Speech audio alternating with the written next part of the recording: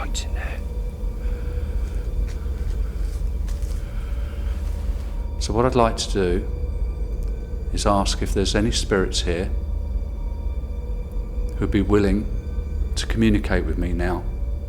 The voice seemed to come from maybe just over in that area there. Swap you over to that. Someone just pulled my jacket. No. Yeah. I wonder why you moved a bit quick then. To let me know you're here. Shout as loud as you can.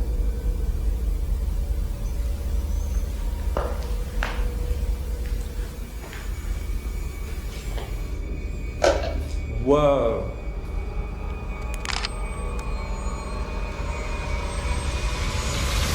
Don't move, Phil. Something's not right. Yes, sir. Yes, Evan Poison. Manufactured sir. record. Yes, sir. Go. Yes, sir. Yes, sir. Yes, sir. Yes, sir. Here we go. Yes, sir. Yes, sir. Here we go. It's like a light is in my face, but I can't fall for you. I close my eyes and drift away. I've overdosed on you.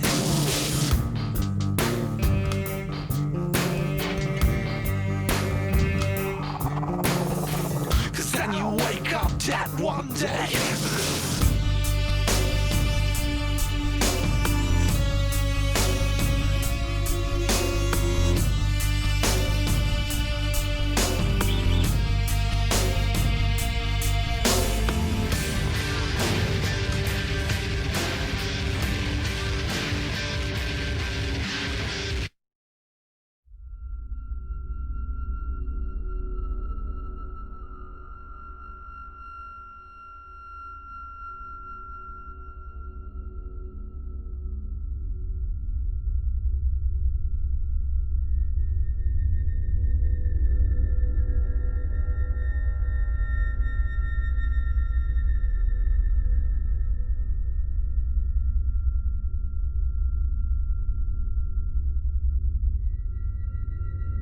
Now abandoned, in a small village, sits Petworth Chapel.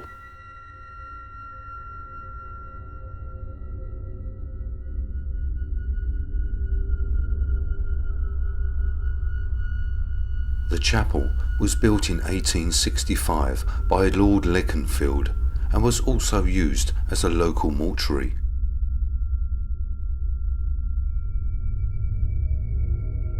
A sexton was appointed to take care of the chapel and grounds, who was more commonly known as the caretaker. The Leconfield family owned much of the land and surrounding areas over many years, and their home was known as Petworth Manor House. On Tuesday, the 29th of September 1942, at 10:25 a.m, a lone German bomber, a Junkers 88 or a Heinkel 3, was approaching from the south. Its target was to bomb Petworth House. Petworth House was home to 3 army camps with a total capacity of 3,500 men and several hundred vehicles. Based at Petworth were the 27th Armoured Brigade, who were specially trained for beach operations. Their equipment included the highly top-secret amphibious D-Day Sherman tank, a specially designed tank that could propel to shore if launched from a vessel.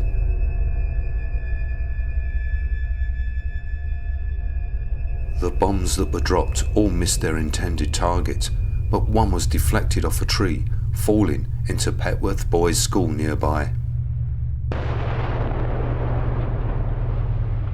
There was no air raid warning given, and of the 80 children at the school that day, 28 were killed and a large number injured.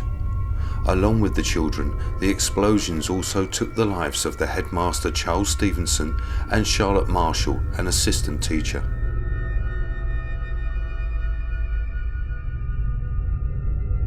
A report at the time stated, one of the most terrible blows suffered to any community in the country from bombing in recent months befell a small town in Sussex this week. Bombs dropped by a single radar who appeared over a rift in low clouds, fell on a boys' school with catastrophic effects. There were between 70 and 80 boys in the school with the staff. The final report as to the numbers killed was not available when the story went to press, but by the nightfall of that day of the raid, some of the youngsters were still unaccounted for. It was then stated that there were 28 dead, 18 missing and 34 injured. One boy died in hospital during the night. The figures appear to include casualties from a small laundry nearby to the school, where one worker was killed and 2 injured.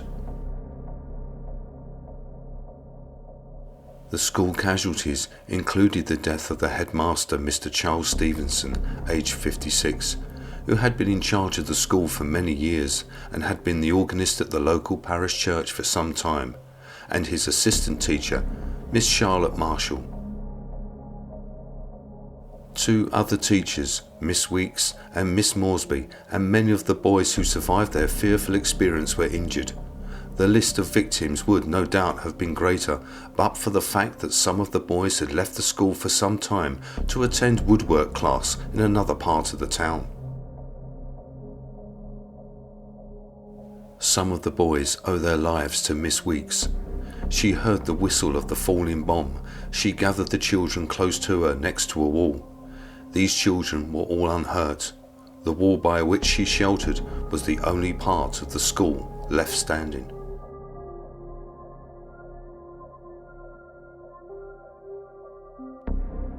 Bodies and debris were hurled far and wide. Some of the bodies over a high wall onto the opposite side of the road into a park. The next day, digging in the ruins was resumed at daybreak. Several parts of bodies were recovered, but many of the remains were unrecognisable, and the clothing was the only means of which anyone could be identified.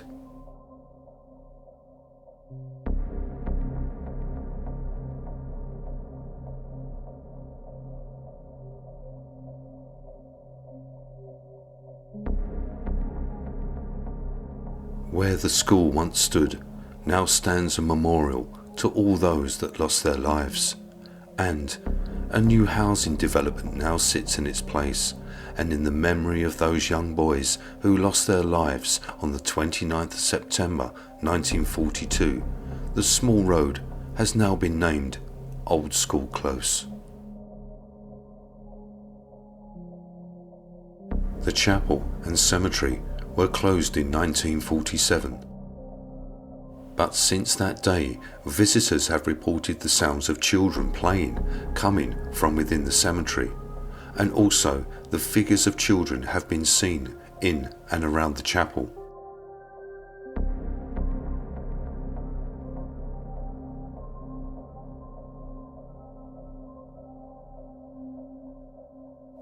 As we are about to set up our static cams, I walk outside of the chapel, leaving Phil and Mark inside.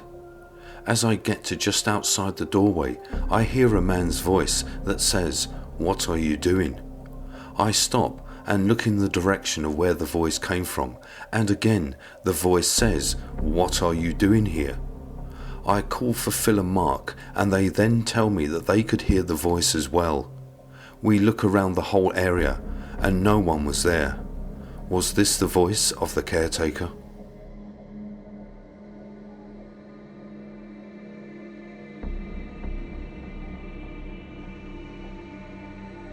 Static Cam 1 is inside the chapel and mortuary.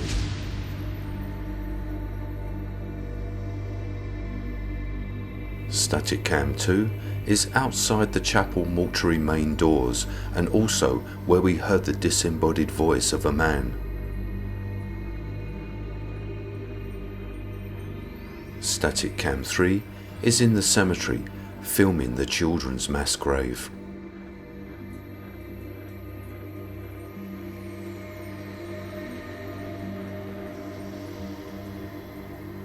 So here we are at Petworth Chapel, and we've spent some time setting up our equipment. We've got a static cam inside the small chapel, another static cam there, and we've got one right down next to the mass grave of the school children. So what's actually happened is, whilst we were setting up the equipment, from just standing just here, there was a man's voice. Now, the voice seemed to come from maybe just over in that area there. And it was really close. It was a deep man's voice, and it was something along the lines of, what are you doing here? Now, at the time, Phil and Mark were inside there, but they heard it as well. They actually thought it was me talking, but I was actually still standing there. I hadn't even left to put the static cam up. And we heard this voice 3 times. So I'm taking it may have been the caretaker. There was a sexton here that was a caretaker that looked after the grounds and the chapel. So possibly it was the spirit of him asking us what we're doing here. But as I say, we all heard that. So what we're going to do now, we're going to make our way through the graveyard, down towards the memorial and the gravesite of the 28 school children that lost their lives.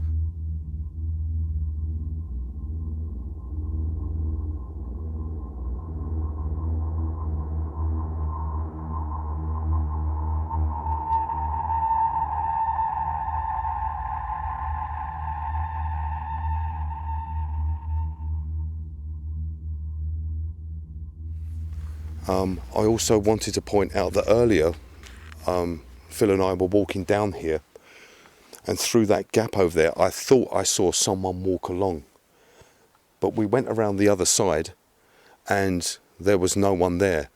Now, I'm not saying that we saw an apparition. It could have been, as you're moving, the gravestones are moving with you. And it might have been that I just called it out of the corner of my eye thinking that it was someone. But we went round there was no one there.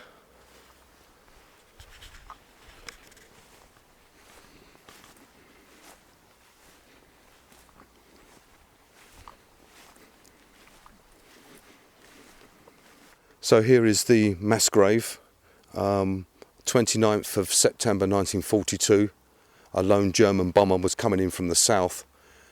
It was going to drop 3 bombs onto Petworth House that had 3,500 troops based there. All 3 bombs missed, but one of them ricocheted off a tree and landed in the Petworth Boys' School, which is just past the chapel, just over there, killing 28 of the children. 7 are still missing, presumed dead. They've never been found. The headmaster and his assistant are also buried here. Now,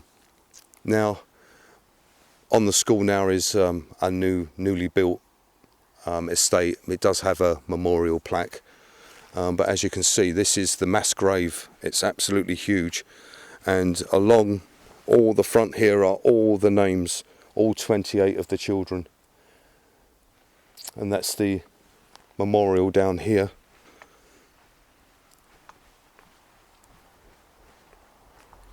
So reported in this graveyard are children playing, the sounds of children playing and laughing, and also children have been actually seen in here running and playing, and then they just disappear.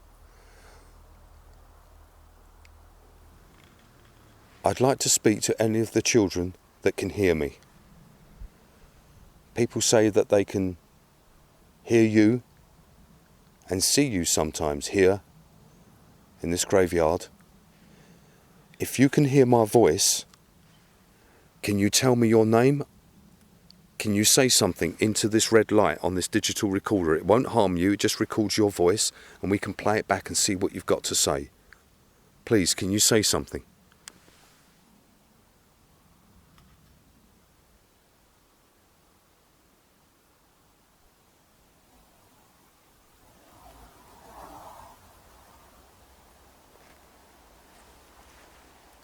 Phil? Mm-hmm. I heard a voice. I heard something come from there. I hear a disembodied voice come from nearby. The voice has a childlike tone to it, but after listening to the recording over and over, we cannot make out the words. Here is the audio with enhancements.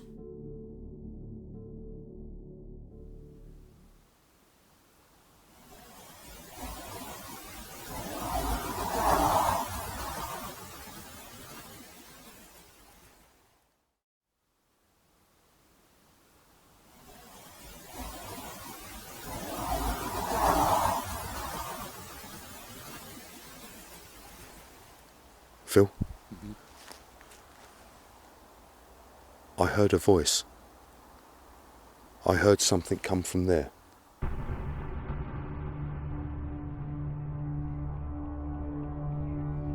We make our way back through the cemetery towards the chapel and mortuary, where Mark will carry out an EVP session where earlier we heard a man's voice asking us, "What are we doing?"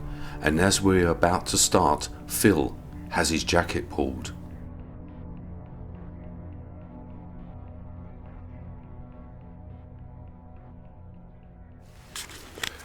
I'll swap you over with that.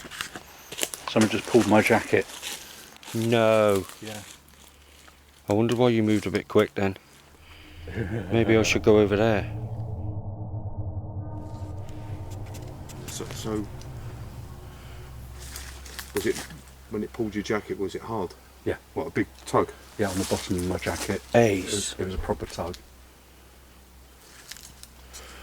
Right then, It wasn't a little tug.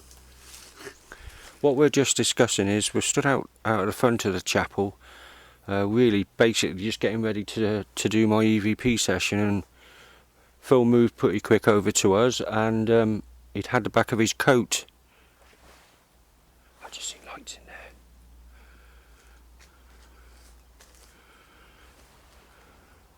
Like he lit up in there for some reason. Yes, as I was saying, Phil got his coat tugged quite hard at the back. Who is it who tugged Phil's jacket, and can you tug mine? Because I'm stood with my back to you. Can you do it for me?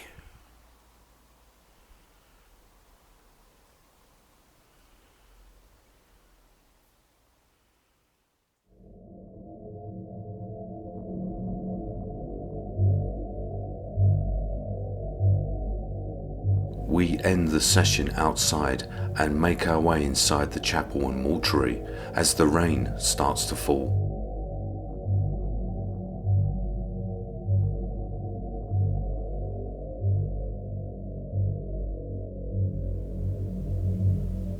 I'm going to introduce myself. My name is Phil.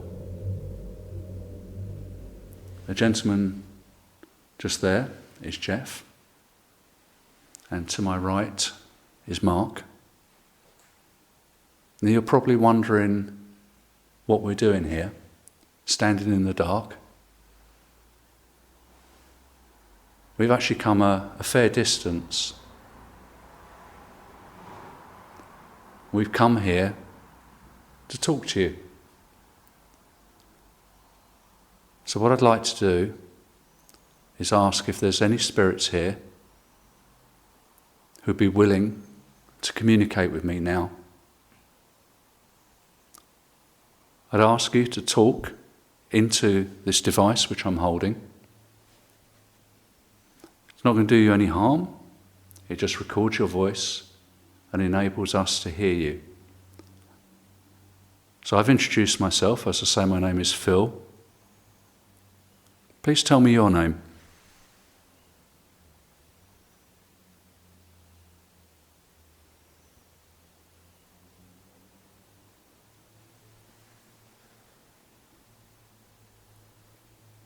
Now, this chapel is in a very sorry state of affairs at the moment. It's been derelict for many years. Do you remember what it was like when it was in use?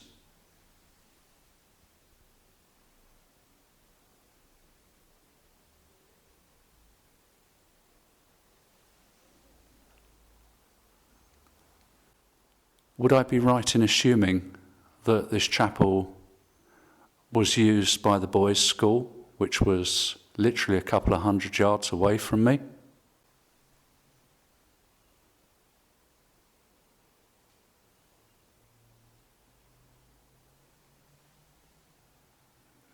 Now I need you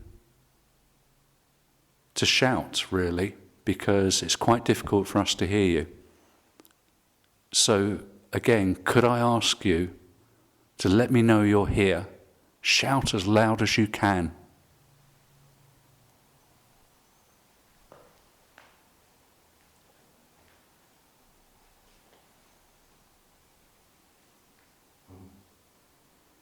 Go on.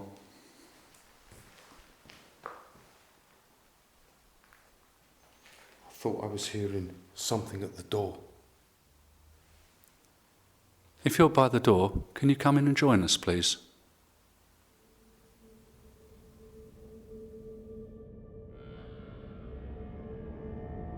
I hear movement at the doorway as if someone has entered, and also on reviewing the digital audio, there is a voice. To let me know you're here, shout as loud as you can.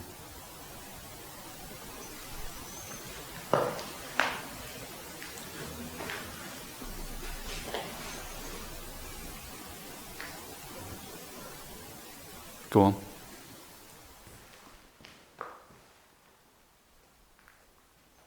I thought I was hearing something at the door.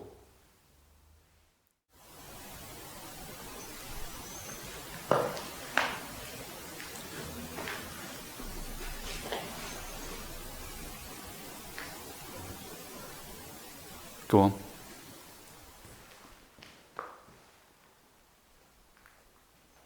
I thought I was hearing something at the door.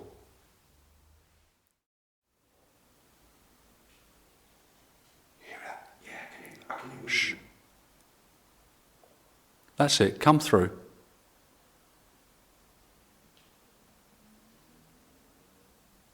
Someone's there. Don't be shy.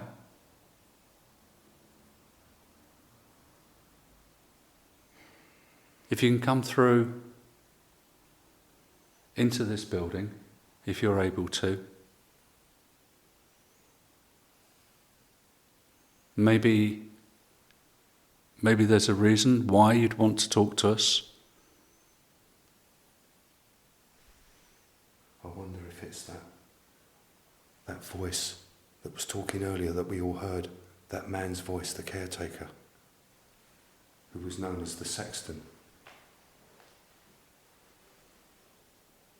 Are we intruding?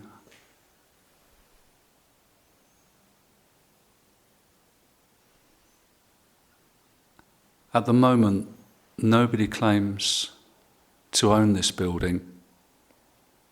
Now, I believe it was originally part of the estate. Were you around when it was part of the estate?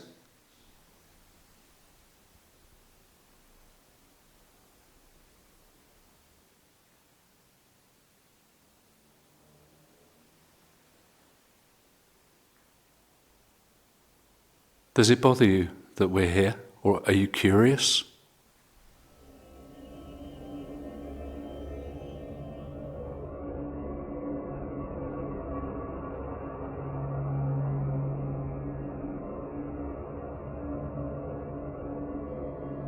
So, could I introduce myself? My name's Mark.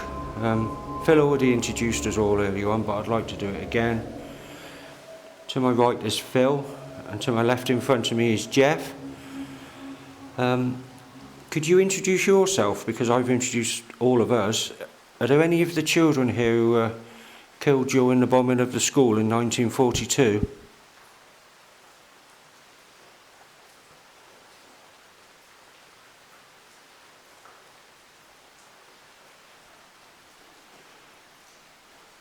Do any of you children come and play in here? Because not many people come and visit here. Do you like coming in to play? Maybe it was one of you that tugs Phil's back of Phil's coat. Was it one of you, one of the children that was killed in the bomb?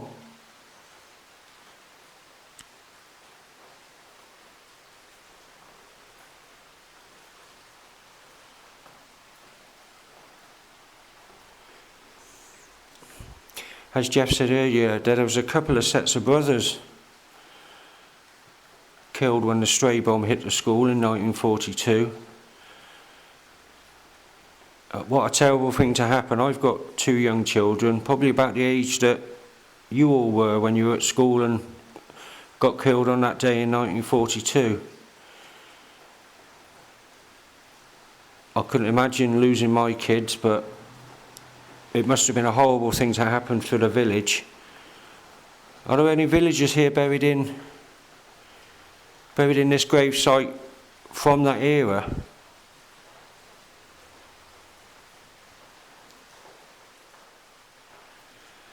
Now, if you children come in here and play, could you come in now and make a noise for us? It'd have to be a very big noise because, as I said, it's raining quite hard outside. Or feel free to run around or pull on one of our coats, or if you come close to this machine on the floor here, look, it makes a funny noise. It won't hurt you.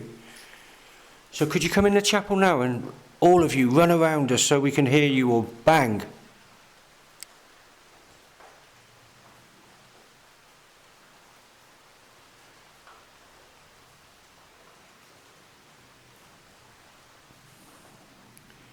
Or do we have the old caretaker sexton here who is probably not too happy that we're here? Can you tell me your name, please?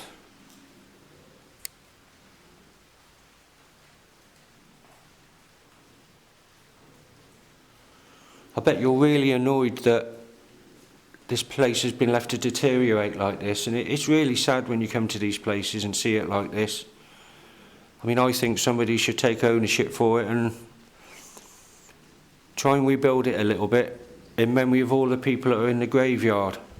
Would you like that to happen one day?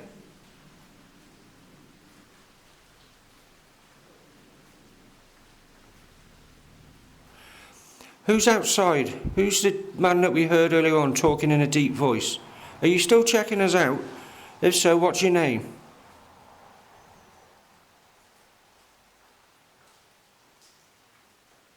And was it you that pulled Phil's jacket?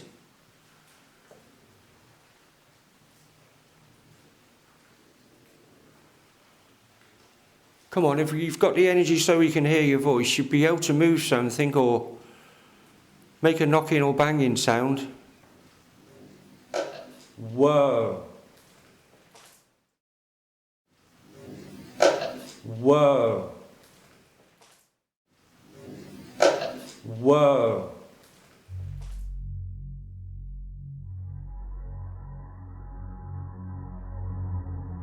We now decide to take some full spectrum pictures to capture any anomalies.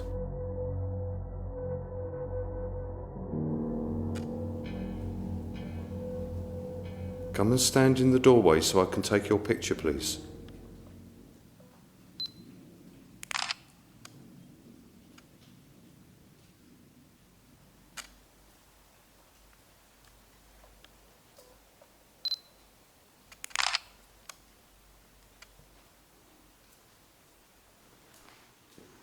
Okay, Phil, if you point your camera down to the floor, let's take a picture of that.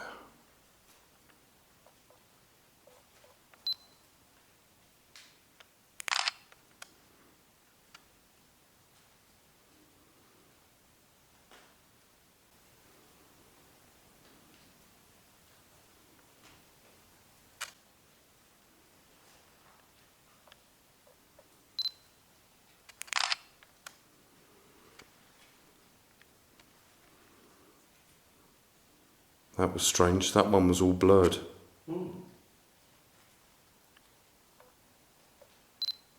Point your camera to the floor, Phil. A bit further.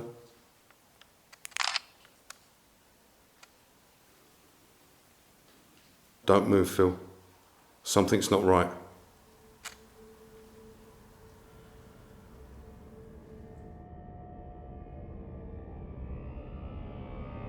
The 4 photographs taken with the full spectrum camera reveal a dark shadow figure next to Phil. The first one is completely normal, but the second picture goes out of focus, and to Phil's right there is a dark shape that resembles the figure coming up from the floor. In the third picture, The figure is now standing next to Phil.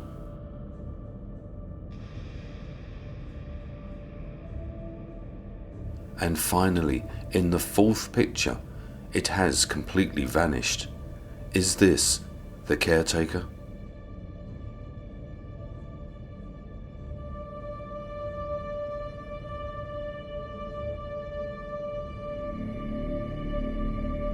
Petworth Chapel and Mortuary and its surrounding cemetery has definitely paranormal activity taking place, which we believe is the sexton who once cared for the grounds. Although it seems that no one looks after this long forgotten location, be prepared because the spirit of the caretaker is watching.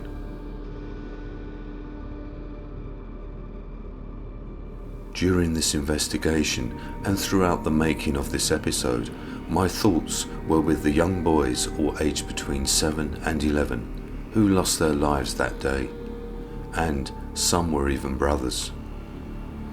With our research, we were only able to find one photo of one of the boys, George Charles Hunt, aged 11.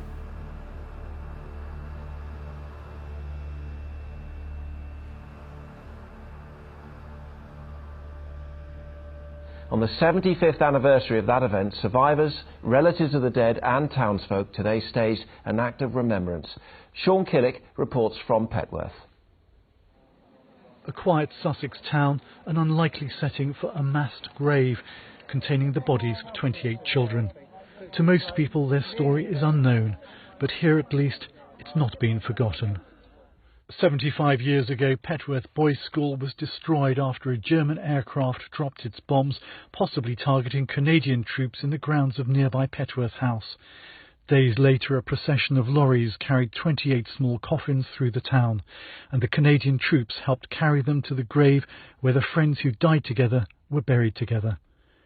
Today, school children lined the sides of the grave for a special ceremony attended by a handful of survivors. I was buried for a time and then I realised I was all right and I struggled and I got myself out and the first thought, well, I'm going to run home now, and started to go up the road, but the headmaster's wife collared me and said I had to go into her house. I can still see these boys just as they were. I get a bit overwhelmed sometimes, you know, thinking about it. It's a long time ago now, but they haven't altered. I can remember all of them. Jean was 9 years old. Her brother Alfred was 10. He nearly didn't go to school that day. The weather was bad and he'd just come out of hospital. I know my mother tried to get my brother to stay at home and he wouldn't. There was something at school he wanted to do. So he wasn't going to go that day possibly because of the weather? He wouldn't have done, no, but it was something special. So she made him take his dinner and that was it. What really came out of it was also the heroism of the people, the Canadians who came running across from the park, the soldiers, to try and help the vicar who hitched his cassock up and was there in the ruins and doing the last rites for the children. All of which he knew because they were in the choir and they were in the community. And, you know, it's a real impact on the whole community. It was just devastation. A generation too young to go to war died in their classroom. Today's children vowed they'll always be remembered. Sean Killick, BBC South Today, Petworth.